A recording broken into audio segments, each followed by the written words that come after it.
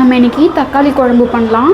தக்காளி குழம்பு பண்ணுறதுக்கு நான் ஒரு 3 பெரிய தக்காளி நல்லா கனிஞ்ச தக்காளியாக எடுத்து கட் பண்ணி வச்சுருக்கேன் நீளமாக.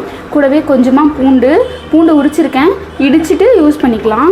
2 பச்சை மிளகா, 1 வெங்காயம், பெரிய வெங்காயம் சின்ன சின்னதாக வெட்டி வச்சுருக்கேன்.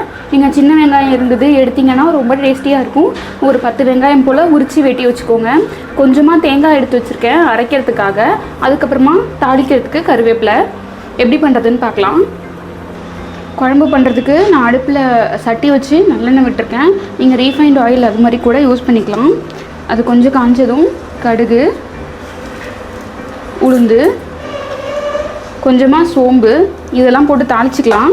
இது தாளிப்பு ரெடியானதுமே இதெல்லாம் பொரிஞ்ச உடனே நான் கருவேப்பிலை போட போகிறேன்.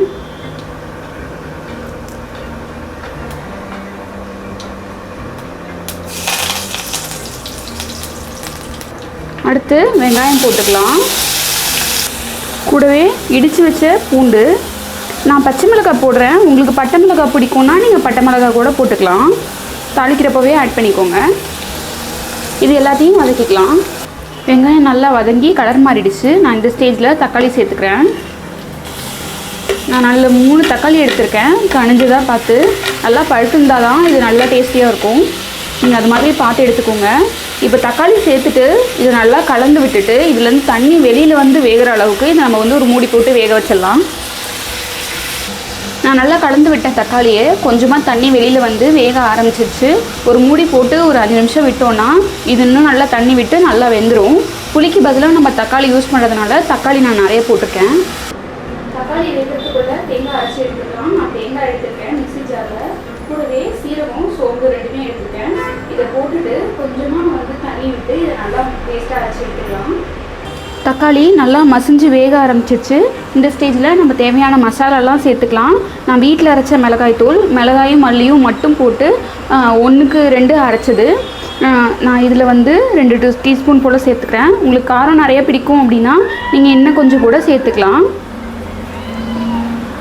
கூடவே கொஞ்சமாக மஞ்சள் தூள் நான் ஒரு 1/2 டீஸ்பூன் போல் சேர்த்துக்கிறேன். அதுக்கப்புறம் இதுக்கு தேவையான அளவுக்கு உப்பு. இதை மட்டும் போட்டுட்டு நல்லா கலந்து விட்டுட்டு இன்னும் கொஞ்சம் நேரம் மூடி கூட வச்சு இதை நம்ம இந்த மசாலாவை சேர விட்டுடலாம். ஒரு 5 மினிட்ஸ் ஆனதுக்கப்புறம் எண்ணெயெல்லாம் கொஞ்சம் வெளியில் இது வேக ஆரம்பிச்சிருச்சு. நான் கொஞ்சம் தான் எண்ணெய் விட்டுருந்தேன், ஒரு 1/2 டீஸ்பூன் போல். அது கூட இப்போ கொஞ்சம் பிரிஞ்சு வந்துருச்சு. இந்த ஸ்டேஜில் நம்ம தண்ணி சேர்த்துக்கலாம். இதுக்கு தேவையான அளவுக்கு நான் ஒரு 1 டம்ளர் போல் சேர்க்குறேன்.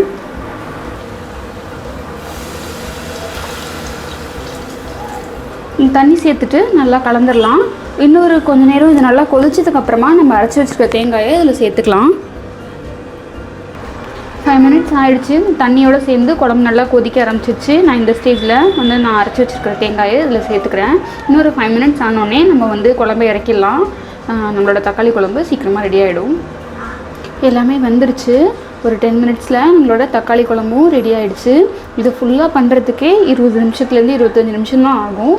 இது சாதம், இட்லி, தோசை எல்லாத்துக்குமே நல்லாயிருக்கும். ட்ரை பண்ணி பாருங்கள்.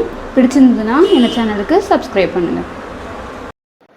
உங்களுக்கு வீடியோ பிடிச்சிருந்ததுன்னா எங்கள் சேனலை சப்ஸ்கிரைப் பண்ணுங்கள். பக்கத்தில் இருக்கிற பெல் பட்டனையும் ப்ரெஸ் பண்ணிக்கோங்க. உங்களுக்கு எங்களோட அப்டேட்ஸ் உடனடியாக வரும்.